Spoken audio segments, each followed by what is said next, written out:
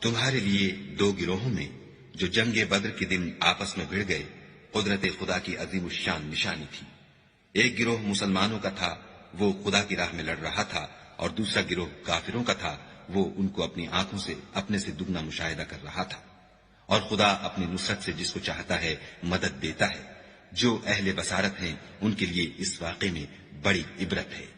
لوگوں کو ان کی خواہشوں کی چیزیں یعنی عورتیں اور بیٹے اور سونے اور چاندی کے بڑے بڑے ڈھیر اور نشان لگے ہوئے گھوڑے اور مویشی اور کھیتی بڑی زینت دار معلوم ہوتی ہیں، مگر یہ سب دنیا ہی کی زندگی کے سامان ہیں اور خدا کے پاس بہت اچھا ٹھکانہ ہے۔